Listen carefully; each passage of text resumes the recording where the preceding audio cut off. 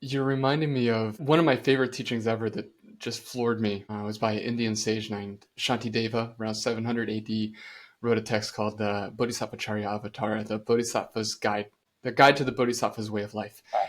And he said, warriors think that they're great because they kill a man. Mm, But the nature of a man is that he will die. And so, in all reality, the warriors accomplish no great thing. It's just accelerated in inevitability. But a spiritual warrior takes on a different foe, and that foe is of a mental quality. mm, And so, when we're talking about how do we show up, like we will attack somebody who maybe steals our money or steals our whatever, steals like these worldly things. But then, when there's a mental foe that steals our happiness, we don't know what to do. And so like I want to be content. Who doesn't want to be content? Like mm. this idea of living in an easeful, graceful way in a state of awe and childlike joy. Like, come on, that's amazing. Mm. And so then what are the enemies? What are the foes that are coming and stealing that from me? Because the nature of those is that they're self-perpetuating, right? The more Mm. anger we experience and we respond to with anger, the more anger we'll have, right? The more scarce that we feel, I don't have time, I don't have space, I don't have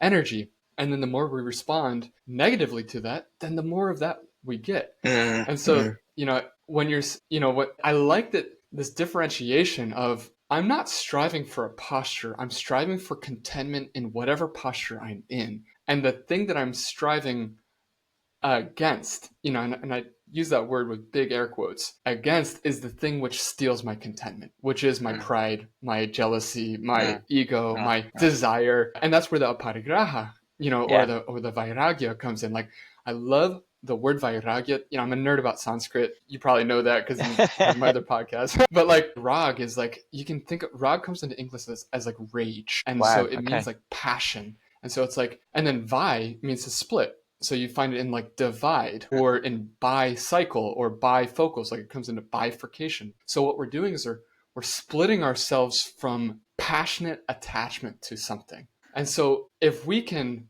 and it's not that we don't have that, and I think that's such an important nuance. It's like I can recognize that I want that headstand, or I can recognize that I want that Porsche, or Yeah. whatever it is, that thing that's like attractive to you, you can still recognize and honor that that's a real experience.